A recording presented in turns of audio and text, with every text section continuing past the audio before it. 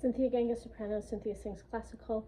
We have my bookshelves in the back, a painting that my dad made of the beach that I grew up on in Trinidad. And I'm all lopsided because I can't figure out how to get the ring light to be strong enough, the cord on the ring light to be strong enough to keep me upright. But I am going to sing standing up today. So over the past 4.5 years, I have been in mourning for my son. For 2 years, I could barely sing. I could barely sing anything. I did sing the day of his funeral, Ave Maria, because his intended mother, I was a surrogate to Connor, a traditional surrogate, which means that he was my genetic material, that it was my egg and my best friend's sperm, that she refused to allow me or my birth family to see the funeral online, because she said that we weren't family. That's the kind of person that she was. She was incredibly abusive, and I regret ever being a surrogate. So for 2 years I couldn't sing at all, and within the past 6 months I've been able to reach a high F6 again. So singing Queen of the Night, I am not able to sing Queen of the Night so far as anything but a chickadee, a very angry chickadee. Certainly not the Queen of the Night, more like the chickadee of the night, very small voice. But I know that I will be able to one day. So for the past 2 years, I've been in counseling for CPTSD, stemming from CSA early in my childhood, from incest from an extended family member, and 2 women who were older than me, or 2 girls who were older than me in elementary school and at my babysitter's, a teenager. So I have been doing a lot of personal work, and I put that out there because a lot of the time Opperland says don't talk about sexual abuse, and they ignore sexual abuse from people like Levine, even though it was known. They ignore abuse from other opera singers to opera singers, and I'm not okay with that. For someone like Kara, they ignore penetrative rape from other members of the New York Phil, and that's not okay. So I am talking about it because there is ways to heal from it. I'm currently doing EMDR at Saffron, which is the Rape Crisis Center in Sherwood Park, and I have been doing that for 2 years now, as well as mourning the death of my son. It hasn't given me a lot of emotional space and time in my head to be able to practice. So today I'm going to move this a little bit. Let's see if we can move this a little bit so that you can see. Can you see the piano? Can you see me and see the piano? Kind of. Okay, this is going to work. This ring light is really, really short. I think the important part of this is just being super honest, because Heather was the kind of person, my first crazy teacher, was the kind of person to ignore truths and to think that she was a psychologist or some kind of using music to re-traumatize me instead of actually just being a teacher. And then Denise was crazy in terms of she's a Trump supporter, and she's a Canadian, which doesn't make any kind of sense. But she was one of those types of people that when you talked about having a bad day, she would be super toxic positivity, and I also am not okay with that. So I am going to practice on my own without a teacher for the next little bit, trying to get all of my body to kind of integrate and see how that works. So I'm going to turn on my piano.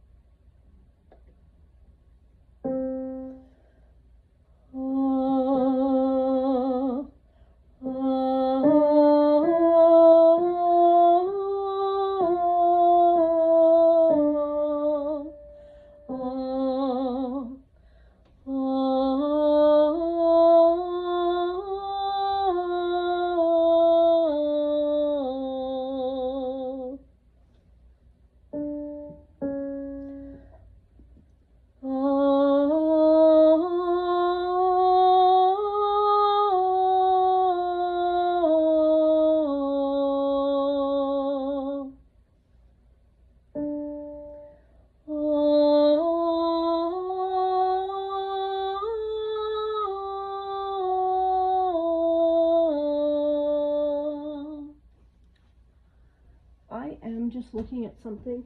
Oh, I thought that one of my books had mold on it, but it's not. It's just dust.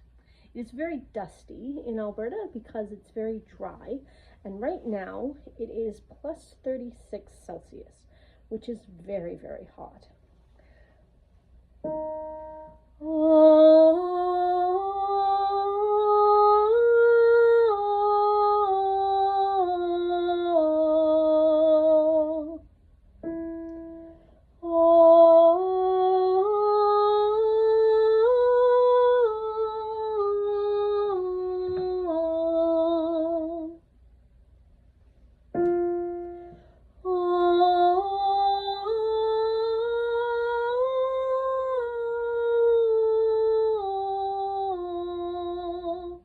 There's two ways to do that note. One is covered position, one is uncovered position.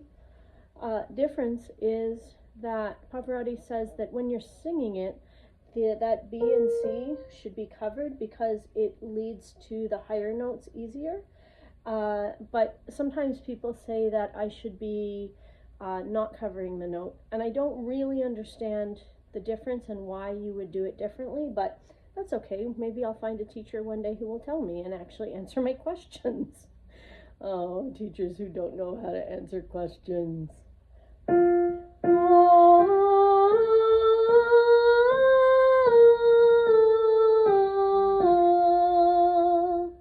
That is the uncovered.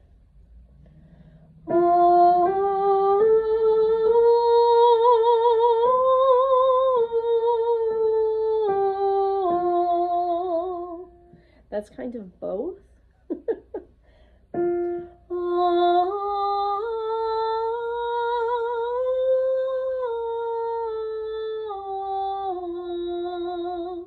As I go up, I shape my mouth like this, and I breathe from the lower from the lower transverse abdominis and the lower pubococcygeal muscles.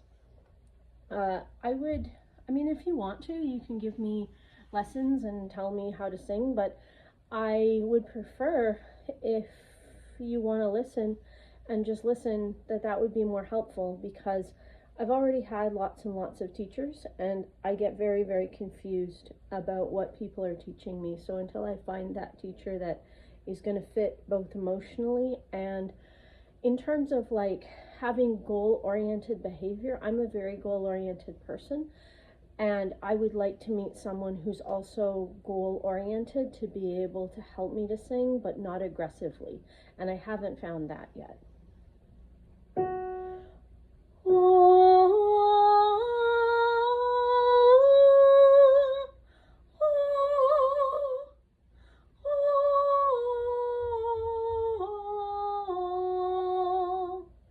So I think that the passaggio is not fluid yet, but I'm not sure. So we're just going to keep singing.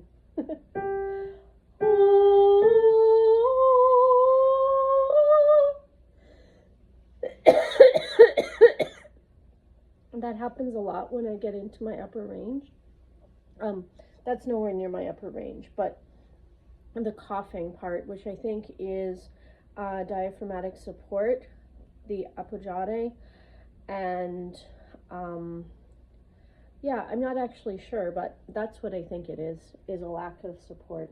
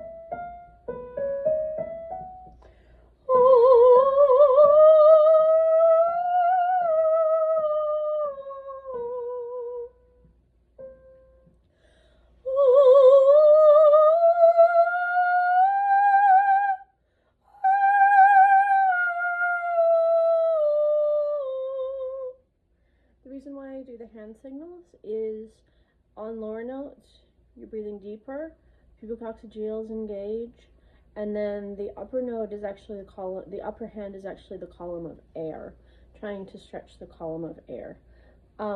Those visual imageries actually really worked for me. I was around a lot of very not imaginative people when I did my diploma. It wasn't really a diploma, it was like 4 years of being annoyed with Heather, but when I spent 4 years being annoyed with Heather, it was a lot of unimaginative people, and they wanted to know the muscles and everything, and I actually think that that's harder for me because I know a lot of the anatomy, and I don't see how that affects the voice, because I think of it as anatomy and therefore as pathology, because I've been in rehab medicine for so long.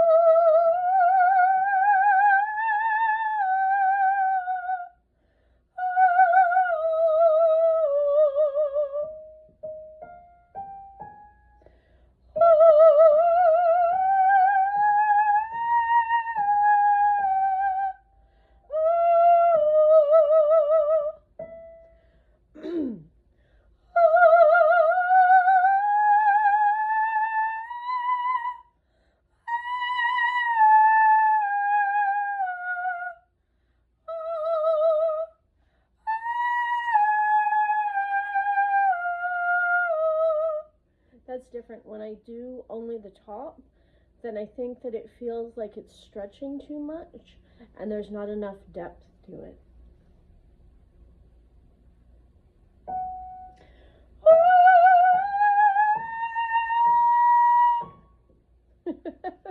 And that is the C. That is a high C sharp 6. I'm just looking for Kleenex. There we go. There's some Kleenex. I get very drippy when I sing, which I think is good actually. It used to bother me really a lot, but I think having that kind of lubrication is really good. And you'll notice that throughout that half of the octave, I didn't choke and I didn't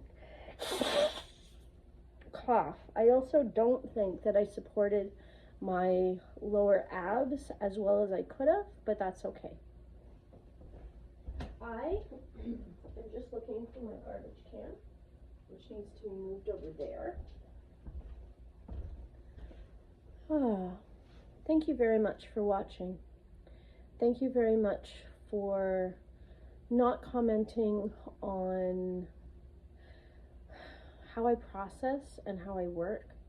One of the things that I've been doing a lot of is working on the Bulletproof Musician with Noe Kageyama and working on peak performance with Dr. Don Green, so that I am correcting my singing as I go and being able to be comfortable with that, because as a person with complex post-traumatic stress disorder and a lot of childhood trauma and very severe trauma, it was very hard to correct myself on something that I love so much, which is the music and which is the singing. So I am correcting as I go, and there is good and bad sound, and there is sound that I want to make and sound that is unsupported, and sound that I know that I'll be able to get to one day. And I'm going to listen to this and I'm going to analyze it, and then as I analyze it, I'm going to record myself analyzing it. So we'll see what that sounds like and what that feels like, because it really is hard to analyze your own behavior. That's something that I've done a lot of with my Samatha meditation practice. That's something else that I work very, very hard on. I studied with an 82-year-old monk for 18 years while I was recovering from being anally raped. And during that time, I also had a brain injury from a previous car accident, and I also had obviously still the CPTSD and the early CSA. I don't know what that is. Something just fell in my bathtub. So I am working on being able to be okay with analyzing myself and being okay with being self-critical, which I think is actually a really, really important strength. But the Samatha meditation was learning from a master teacher in Thailand who came to retire here in Alberta, in Edmonton. And he was 78 when he moved here, and I trained with him starting when he was 82. Before I went to Quebec to teach, and then the year that I came back after they had the strike in Quebec for the teachers, I came back and I started training with him as much as possible.